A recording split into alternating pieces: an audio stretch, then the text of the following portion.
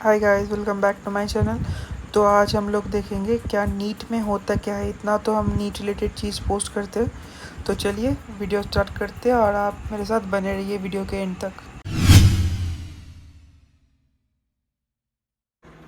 So guys, let's start our video without wasting your time. So इधर पे जैसे लिखा हुआ है, your NEET journey starts here, one video complete clarity. ये वीडियो देखने के बाद अगर आप लोग नीट एस्पिरेंट बनने जा रहे हैं, या आपको बनना है या आपको नीट देना है, तो ये वीडियो आपके लिए परफेक्ट है। अगर आप लोग क्लास 8, 9 या 10 में होंगे तो ये सब चीज़ बहुत ज़्यादा ज़रूरी है आपको जानने के लिए। पहले हम लोग आ जाता है नीट के फुल फॉर्म के बारे में। नीट का जो फुल फॉर्म होता है वो होता है नेशनल एलिजिबिलिटी कम एंट्रेंस। ये होता है नीट का फुल फॉर्म। उसके बाद हम लोग आ जाते हैं कंडक्टिंग बॉडी में। कंडक्टिंग बॉडी है NTA। NEET is conducted by NTA।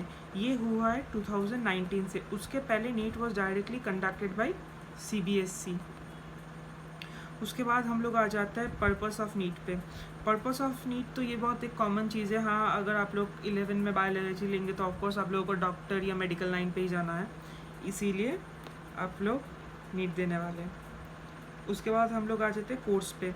अच्छा हाँ, तो इधर पे हम एक चीज़ क्लियर कर देते हैं। क्या आप लोगों को, बहुत सारे लोगों को लगता है क्या नीट देने के बाद सिर्फ आपको डॉक्टर या MBBS के लाइन पे ही जाना है। ये बहुत एक गलत सा चीज़ है, ऐसा बिल्कुल भी नहीं है। ये सारा ऑप्शन है जहाँ पे आप जा सकते हैं, जैसे कि MBBS हो गया, MD हो गया, बैचलर इन डेंटल सर्जन। उसके बाद BAMS हो गया, BHMS हो गया, BUMS हो गया, BVSC हो गया।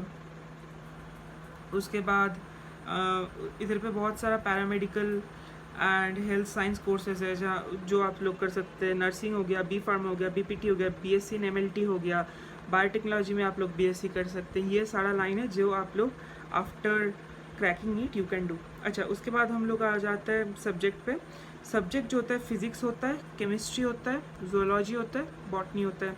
ये जो दो सब्जेक्ट है ये एक्चुअली बायोलॉजी का ही पार्ट है। Biology is divided into zoology and botany. उसके बाद अगर हम लोग आ जाते हैं सिलेबस पे, 11 और 12 का पूरा NCERT रहता है। हाँ, फिजिक्स और केमिस्ट्री में थोड़ा बहुत लेवल अप डाउन रहता है, but if you want to score 360 above 360 in biology, then आप लोगों के लिए सबसे बेस्ट है NCERT।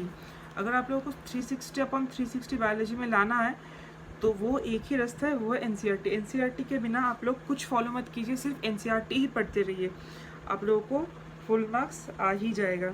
अच्छा, उसके बाद है मोड होता है ऑफलाइन। पेन और पेपर आप लोगों को सेंटर से दिया जाएगा। OMR शीट नाम की एक चीज़ होता है। अगर आप लोग 10, 11 या 12 में हो तो आप लोगों को पता ही है। अगर आप लोग जूनियर क्लासेस में हो तो OMR टाइप का एक चीज़ होता है, तो उसमें दिया जाता है। लाइक ऐसे 4 ऑप्शन रहता है। अगर मान लीजिए ये A है, B है, C है, D है, अगर आपको लगता है क्या B ऑप्शन सही है तो आपको ये C को ऐसे फिल कर देना पड़ता है। अच्छा, NEET is conducted by 13 languages. English होता है, हिंदी होता है, बंगाली होता है, गुजरात होता है, मलयालम होता है, मराठी होता है, उड़ीसा होता है, तेलुगु होता है, पंजाबी होता है एंड सो ऑन। ये सब लैंग्वेजेस में नीट होता है। उसके बाद जो क्वेश्चन पैटर्न होता है, देर आर टोटल 180 MCQs। अच्छा, क्वेश्चन पैटर्न मतलब सारा क्वेश्चन MCQ रहता है, कोई सब्जेक्टिव क्वेश्चन नहीं रहता है, सब कुछ MCQ रहता है। 45 क्वेश्चन ईच रहता है। एक एक करेक्ट ऑप्शन रहता है, 4 ऑप्शन में एक करेक्ट ऑप्शन होता है, ठीक है। उसके बाद हम लोग आ जाते हैं मार्किंग स्कीम पे। अगर हम लोग मार्किंग स्कीम देखेंगे तो 180 क्वेश्चंस के ईच क्वेश्चन कैरीज 4 मार्क्स, मतलब टोटल हो गया 720 मार्क्स। मतलब हम लोग का जो नीट का फुल मार्क्स होता है वो होता है 720 मार्क्स के। और जो मतलब 720 का आप हाफ कर लीजिए, मतलब 50% of question is from biology. अब ये बायोलॉजी भी फिर से 2 पार्ट में डिवाइडेड हो गया है। लाइक जोलॉजी के 180 क्वेश्चंस और बॉटनी के 180 क्वेश्चंस। अब हम लोग आ जाते हैं स्कीम पे। अगर आप लोग एक गलत आंसर देंगे तो उसके लिए -1 होगा। अगर आप लोग सही क्वेश्चन देंगे तो उसके लिए +4 होगा। हाँ, अगर आप कोई सा भी क्वेश्चन छोड़ देंगे उसके लिए आपको कोई मार्क्स नहीं मिलेगा या कोई मार्क्स डिडक्ट नहीं होगा, मतलब आपको 0 मिलेगा वो केस पे। अच्छा, ड्यूरेशन होता है 180 मार्क्स का। 180 मार्क्स होता है ड्यूरेशन। एवरेज मान लीजिए एक क्वेश्चन का 1 मिनट। हाँ, बट जोलॉजी और बॉटनी के लिए ये नहीं होता है। ज़ूलॉजी और बॉटनी का पेपर बहुत ज़्यादा कंप्लीट हो जाता है। और फिज़िक्स के लिए आप लोगों को मैक्सिमम टाइम लगता है, फिज़िक्स का जो टाइम लगता है वो सबसे ज़्यादा लगता है, और बायोलॉजी का जो टाइम लगता है वो सबसे कम लगता है, क्योंकि फ़िज़िक्स पे न्यूमेरिकल्स एंड बहुत सारी चीज़ें जिस पे आपको टाइम लगेगा। और बायोलॉजी हम जैसे बताए ये क्या पूरा वो NCERT बेस्ड है, बायोलॉजी इज़ पूरा NCERT बेस्ड, तो इसीलिए आपको ज़्यादा टाइम नहीं लगता है। बट एवरेज आप मान के चलिए कि एक क्वेश्चन का 1 मिनट, तो समझ पा रहे हैं क्या कितना ज़्यादा रश है। अच्छा, उसके बाद आ जाते हैं हम लोग एलिजिबिलिटी पे। एलिजिबिलिटी जो है आपको क्लास 12 में फिज़िक्स, केमिस्ट्री, बायोलॉजी या बायोटेक लेके, लाइक जो बायोटेक स्कीम है, लाइक जो स्ट्रीम है, सॉरी जो स्ट्रीम है वो आपको चूज़ करना पड़ेगा। फिज़िक्स केमिस्ट्री कंपलसरी है, बायोलॉजी या बायोटेक ऑप्शनल है, but you better go with biology.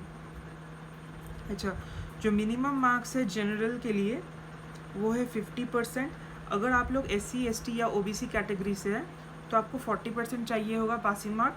अगर आप लोग PWD कोटा से हैं तो आपको 45 मार्क्स चाहिए होगा। उसके बाद हम लोग आ जाते हैं एज पे। नीट पे बहुत एक अच्छा चीज़ है या बुरा चीज़ है वो आप लोग ही डिसाइड करेंगे, बट ये बहुत एक वाइटल चीज़ है जिसके लिए हर साल जो कंपटीशन है वो बढ़ रहा है। अच्छा, जो मिनिमम एज लगता है एक स्टूडेंट का फॉर एलिजिबल फॉर नीट वो है 17 ईयर्स ओल्ड, मतलब बिफोर December 31 आपका जो एज होना चाहिए वो 17 ईयर्स होना चाहिए। अच्छा, no upper age limit for appearing NEET, मतलब आप अगर 18 के भी होंगे, 19 के भी होंगे, 20, 21 सो ऑन के भी होंगे तो आप नीट दे सकते हैं। और एक चीज़ है जो है नो लिमिट ऑफ अटेम्प्ट्स, मतलब अगर आपका एक बार में नहीं हुआ, 2 बार में नहीं हुआ, 3 बार में नहीं हुआ, 4 बार में नहीं हुआ, 5 बार में नहीं हुआ, सो ऑन आप कितने बार भी चाहे आप दे सकते। यही रीज़न है जो हर साल कंपटीशन बहुत ज़्यादा बढ़ रहा है। अच्छा, उसके बाद हम लोग आ जाते हैं नीट कंपटीशन पे।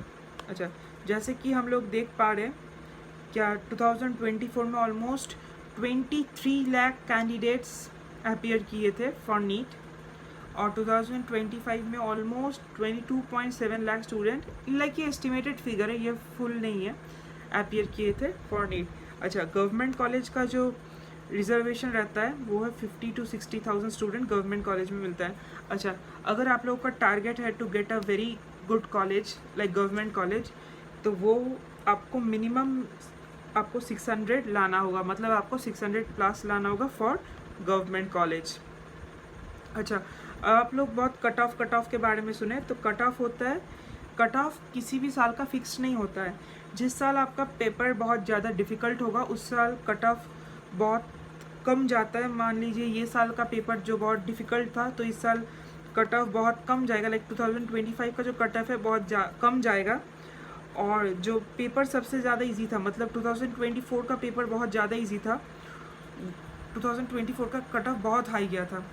मतलब आप मान लीजिए कि आपको बहुत हायर कॉलेज चाहिए, जैसे कि आप मान लीजिए एम्स चाहिए, एम्स दिल्ली, एम्स ऋषिकेश, अगर ये सब एम्स चाहिए, एम्स कल्याणी, अगर आपको ये सब एम्स लाना होगा तो इधर पे आपको मैक्स टू मैक्स बहुत ज़्यादा मार्क्स लाना पड़ता है। 600 marks is for government college. हाँ, अगर आप लोगों का टारगेट है क्या नहीं आप लोग प्राइवेट कॉलेज से करना चाहते हैं, फॉर दैट प्राइवेट कॉलेज के लिए आपको चाहिए होगा 500 प्लस। ये कॉलेज के ऊपर डिपेंड करता है, हर एक कॉलेज का अपने अपना कट ऑफ रहता है, वो कट ऑफ के ऊपर डिपेंड करता है। मतलब आप लोग मान लीजिए 500 प्लस लगता है फॉर प्राइवेट कॉलेज।